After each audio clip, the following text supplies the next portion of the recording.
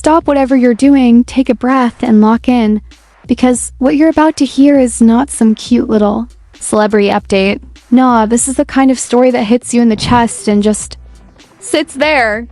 This is the quiet collapse of a woman who held it together for everybody but herself, while the world kept clapping for a perfect picture that was never real to begin with. For the longest time, people swore Kandy had the dream life. The cameras showed her laughing. The red carpets showed her glowing. The posts showed big smiles, designer fits, family goals, money, success, everything polished, everything on brand. From the outside, she looked unstoppable. On the inside, something was slowly dying. And the crazy part?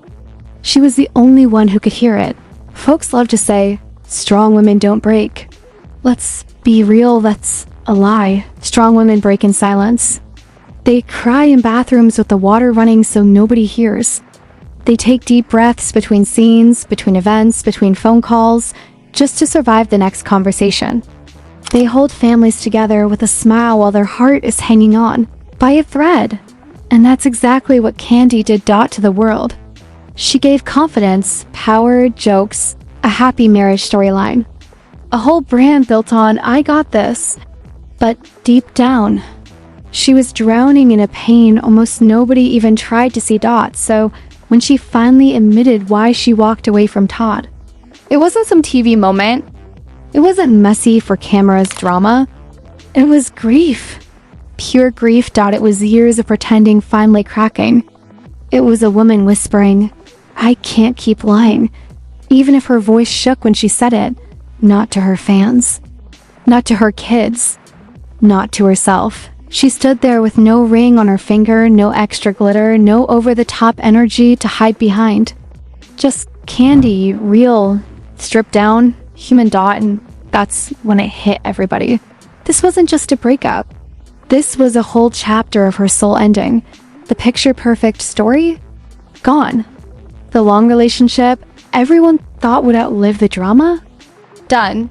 And there she was, walking away with the weight of every silent night. She'd survived sitting heavy on her shoulders. They say every marriage has storms. Cute. What happened in Kandy's house wasn't a storm. It was a slow-motion earthquake. No big explosion at first. Just little cracks in the walls of her life, tiny moments, quiet disappointments, empty conversations stacking up while the world kept praising her strength. Like she was unbreakable, according to people close enough to see past the filters. Kandy had been fighting a battle the cameras would never catch. A war behind soft smiles and I'm okay replies. She was emotionally drained, spiritually worn out, and standing at a crossroads she never thought she'd reach. And yet, every day she put on the mask and played her part. She kept up the image. The woman who was winning. The woman who was unbothered. The woman whose marriage could survive anything. Fans bought it. The media bought it. Even people on set around her bought it. But the truth? Behind the scenes, her reality was unraveling like somebody tugged one little loose thread, and the whole thing started coming apart. One insider said it plain. Kandy would be smiling, laughing, hosting, performing all day, then cry herself to sleep at night. She'd fight to protect the home she built. She'd fight to protect the story she promised her kids. She'd fight to protect the brand she'd built with Todd's name standing right next to hers, but protecting a picture that's already cracked? That's exhausting. Every morning she woke up telling herself, today's gonna be different. Today he'll show up different. Today the energy will be better. And every night she went to bed with the same tightness in her chest. The silence got louder. The distance got wider. The pain got sharper. The public saw a power couple. The private reality was a woman trying to breathe in a house that no longer felt like home. People close to her say Kandy reached a point where it felt like she was raising the marriage by herself. She'd be the one planning the family trips, the special days, the cute little moments. She'd lay out the memories in advance like a script. We'll do this, we'll go here, we'll feel happy. But something was always missing. Todd's emotional distance wasn't just a mood, it became a shadow. It sat at the dinner table, stood in every doorway, lingered in every room. Conversations got short. Arguments got long. And that little voice in her head saying, "It'll get better," started sounding fake. Even to her. People outside saw the change, even if they didn't know what they were looking at. Those stiff red carpet poses. Those smiles that didn't quite reach her eyes. Those interviews where she'd brush off any question about their relationship like it was nothing. Then quickly switch topics. What nobody saw was how much she had. Already cracked on the inside. She stopped telling friends everything. Stopped calling people when she was overwhelmed. Stopped expecting Todd to read her silence and understand what she needed. Her heart didn't just break. It slowly shut down. One person who'd known them both for years said Kandy was living in constant performance mode. She wasn't just pretending for cameras. She was pretending in her own kitchen. Pretending the marriage was strong. Pretending she was fulfilled. Pretending the love was the same, but pretending is a heavy costume. And even the strongest shoulders drop eventually. Then one night, everything went quiet. The house was dark. The kids were asleep. The phone was face down. No cameras. No crew. No witnesses. She sat on the edge of her bed, staring at nothing and feeling everything. And for the first time, she let herself feel something she'd pushed away for years. She felt done. Not, "I hate you." Not, "I'm about to wild out." Just done. Done begging for the same conversation. Done explaining how she felt like she was in that relationship by herself. Done rewriting their story in her head and calling it hope. It wasn't rage. It wasn't theatrics.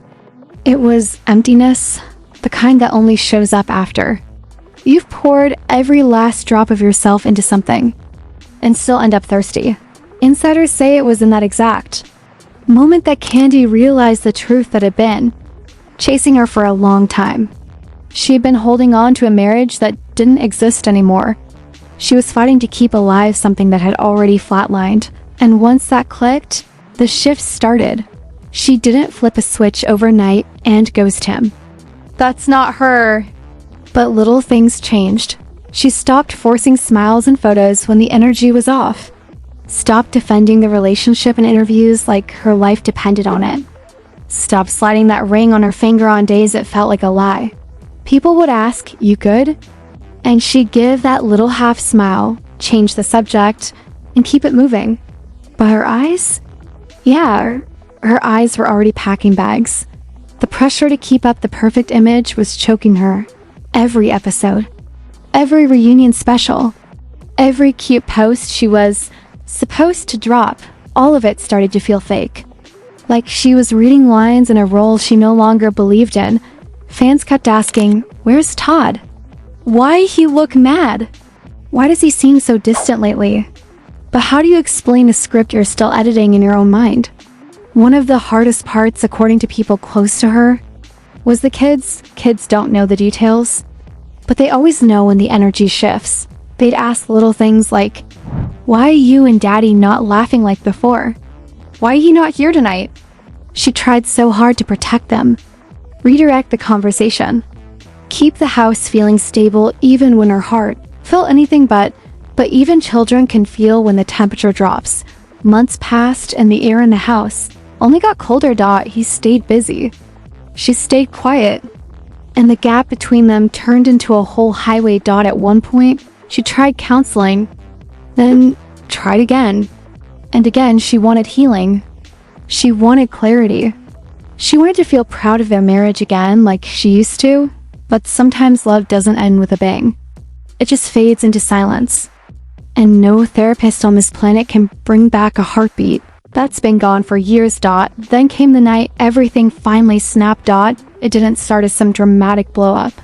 It started small, another regular argument that just went somewhere darker. Old pain came up. Old words resurfaced. Old wounds got ripped open. Things were said that couldn't be unsaid. And for the first time, when she looked at him, she saw the same exhaustion she'd been carrying for years reflected back at her. That's when it hit both of them. They weren't fighting for love anymore. They were just fighting out of habit. After that, something inside her settled. She didn't instantly run to file divorce papers. She took her time. She thought. She prayed. She cried. She replayed everything. She talked to a tiny, trusted circle. The real ones, not the ones chasing a storyline. And then one day, almost shockingly calm, she made her decision. She filed. Insiders say she walked into that building different. No extra glam. No big shades. No dramatic entrance. No ring. No fear. Just a quiet kind of strength that said, I survived worse nights than this. I can survive this too. When the news hit the internet, everybody lost it. Timelines froze. Group chats lit up. People started screen recording everything she'd ever said about her marriage. Some folks were like, no way. Others were like, I saw this coming a mile away. But the ones who really understood? They'd been reading the signs nobody wanted to talk about. Her latest appearances told on her long before TMZ did. Her posture. Her silence. Her eyes. She didn't look broken. She looked emptied out. But somehow lighter, not like a woman whose world had just fallen apart. Like a woman who finally dropped a weight she'd been carrying way too long. After the filing, everything shifted again. Kandy disappeared a little, not in a dramatic, I'm gone forever way, but in a, I need to hear my own thoughts again way. She stayed off social media for days at a time. Stopped answering random calls. Only picked up for the people who truly mattered. Nights got long. She'd walk through that house, touching furniture they'd picked together, looking at photos where they'd smiled like forever was guaranteed. Table where they'd once planned their future now felt like a reminder of a promise that didn't make it. One insider said watching her during this time was heartbreaking, because Kandy was always the strong one, the fixer, the organizer, the we good one, but now she wasn't playing that role. She wasn't angry and loud. She wasn't going off online. She wasn't doing the whole I don't care act. She was just hurt deeply, quietly. Meanwhile, Todd was reacting in his own way. People close to him say he didn't think it would actually get this far. He thought, like always, they'd settle into some kind of routine again. He didn't expect her to walk away with that kind of finality. He reached out, called, texted, had mutual friends, check on her, try to smooth things out. But Kandy wasn't ready to respond. Not while the wounds were still fresh. Not while she was still trying to figure out who she was without that marriage. Her priority was simple. The kids. She kept their routine steady. Kept the house soft for them. Made sure they felt safe even when she didn't. Insiders say she made a decision. She wasn't going to drag their father in front of them. No matter what happened between her and Todd, she refused to turn this into a war zone. Instead of blaming him, she told the kids something gentle but powerful. Sometimes grown-ups love each other, but they grow in different directions. And sometimes to keep growing, they can't stay in the same place. Those words hurt her more than anybody will ever know. Then came another twist. Behind the scenes, producers started circling. They wanted the raw stuff. The tears, the confrontation, the tell-all moments. They wanted to turn her heartbreak into content. Episodes, clips, ratings. But Kandy pulled a line in the sand. She said no. No fake breakdowns on camera. No manufactured scenes with dramatic music. No table reads of her pain. She told them flat out she was done performing her trauma for the audience. That decision rubbed some people the wrong way. Some got it. Some whispered that she was being difficult. Like choosing her sanity was some kind of problem, but the ones who really knew her, they said this was the first time in a long time. She was truly putting herself first. She wasn't going to let her heartache become a storyline. She was taking her story back, piece by piece. As weeks rolled by, people started noticing something different. Whenever she did pop up in public, she wasn't the same Kandy, but that wasn't a bad thing. She was softer, quieter, more reflective. Her eyes looked tired, yeah, but they also looked free, like she had finally stepped out of a cage that everybody else thought was a castle. Every time someone saw her without her ring, the internet freaked out. Every time she smiled and it looked genuine, not staged, people were like, "That's the real her. That's not the show Kandy. That's her." Behind closed doors, she started reconnecting with herself. She went out with real friends. The ones who didn't ask for behind-the-scenes tea, just asked, "You eaten today?" She took time away from work. She chose softness over deadlines. She chose peace over noise. She journaled. She slept in when she could. She cried and didn't apologize for it. She laughed at random things and felt surprised when joy showed up. Slowly. She started to feel like the version of herself she'd lost along the way. Todd, on the other hand, was dealing with his own storm. He avoided interviews, skipped events he didn't have to be at, kept his head low while the internet did what it does, pick sides. Some people defended him. Some dragged him. Some turned the whole thing into memes because the internet has no chill. But insiders say he felt misunderstood, blamed and empty.